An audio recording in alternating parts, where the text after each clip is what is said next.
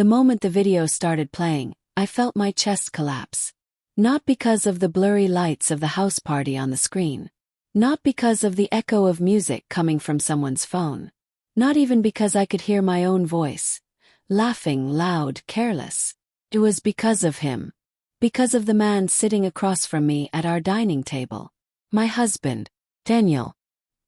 He stared at the phone as if it held the final truth of his life, and maybe it did.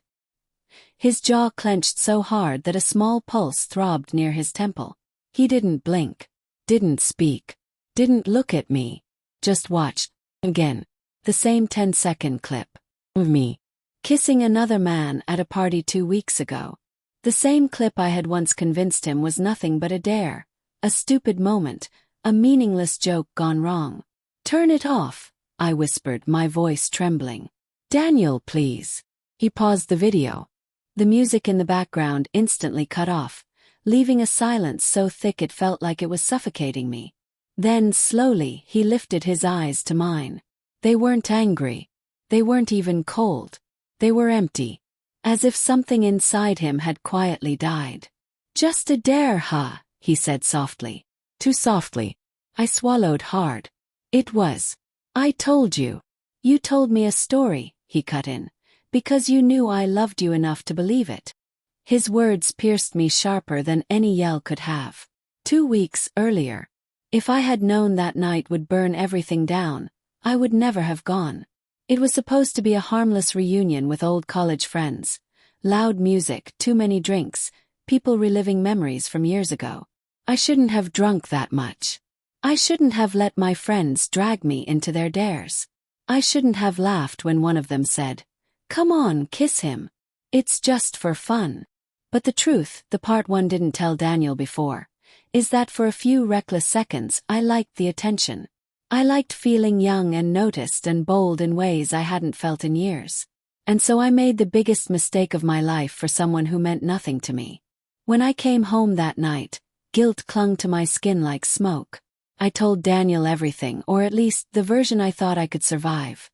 The safe version. The one where nothing mattered and nothing happened beyond a stupid dare. He held my hands. "Listen. Forgave me. I didn't deserve it. I knew it even then." Back to the present. Daniel finally set the phone down. The air felt colder. The distance between us felt wider than the length of the table. "Where did you get that?" Forced out. He exhaled slowly. It was sent anonymously. A bitter half-laugh escaped him. "I guess not everyone agreed with the dare story." "Daniel, look at me," I pleaded. He did. And I wished he hadn't, because in his eyes I saw a man trying and failing to keep himself from breaking. "Why didn't you tell me the truth?" he asked quietly. My voice cracked. "Because I was afraid you'd leave." He shook his head. "I left the moment you lied. I just didn't know it yet." His calmness terrified me more than his anger ever could. The unraveling. "I forgave you," he said. "You remember that night, right? I sat next to you, held you while you cried, told you we'd move past it." "I know," I whispered, tears burning. I accepted the shame of walking into work the next morning feeling like a fool. I forced myself to trust you because you asked me to. Because I thought our marriage was worth fighting for. His voice deepened. "But you didn't give me the truth to fight with." I reached across the table, but he leaned back, out of reach. The rejection felt like a knife. "You think it was more than a kiss?" I asked desperately. "I swear to you, nothing else happened. It was just that one stupid mistake." He stared at me for a long moment. "What I think," he said, "is that if it was truly meaningless, you wouldn't have lied. People only hide what matters." My breath faltered. "Daniel, I love you." "Do you?" he asked, not cruelly, just tired. "Because I've been sitting here, trying to figure out if love is supposed to hurt this much. Or if I'm just an idiot." "You're not an idiot." He gave a sad, hollow smile. "Then why do I feel like one?" The marriage we used to have. We had been married for 5 years. 5 years of slow mornings, shared coffee, inside jokes, whispered promises before bed.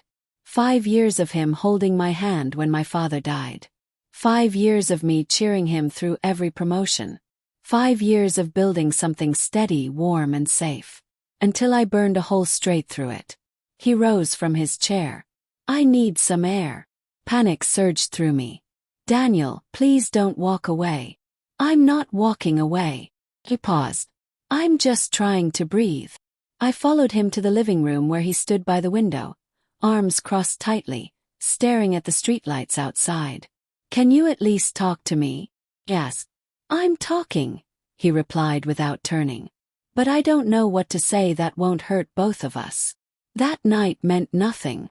To you, he said. But it changed everything for me. I stepped closer. Tell me what you need. I'll fix it.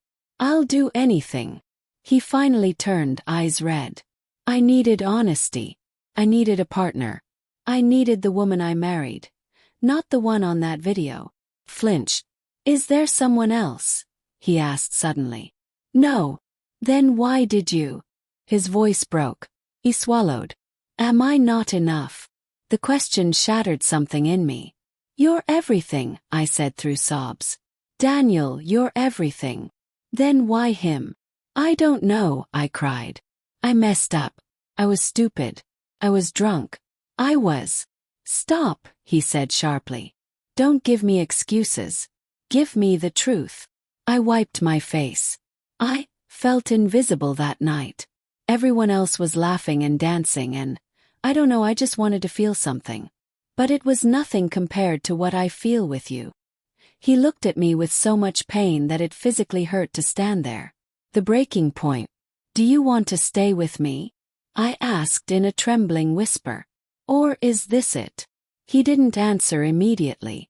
He walked past me into our bedroom, opened the closet, pulled out a suitcase. My knees went weak. Daniel, no, please don't do this. He didn't look at me. I'm not leaving forever, he said. But I need space. I need to think. I need to figure out if I can live with what you did. Or if every time I look at you, I'll see someone else's hands on your face. Daniel. He zipped the bag. I want to come back, he said, voice shaking. God, I want to. But I don't know if I can. I grabbed the edge of his jacket. Please don't walk out that door. He gently removed my hand. My heart already did, he whispered. The last conversation.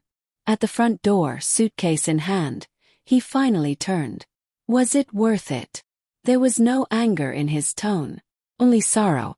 No, I said immediately. Nothing was worth losing you. He nodded once, a small, heartbreaking acknowledgement. Then why did you risk everything? Tears blurred my vision. Because I didn't think I would lose you. He closed his eyes, as if those words hurt more than the betrayal itself. You already did, he whispered. And then he walked out. 3 days later. The apartment feels like a grave. His shoes are gone. His jacket is gone. His laughter is gone. But the silence remains. Heavy, taunting, reminding me every second of the price of a moment's foolishness. He still hasn't called. He still hasn't come home. Every sound makes me hope it's him. Every night I sleep on his side of the bed just to feel closer to him. I don't know what he'll decide. Maybe he'll come back. Maybe he won't. Maybe our marriage is already over, and I just haven't accepted it yet.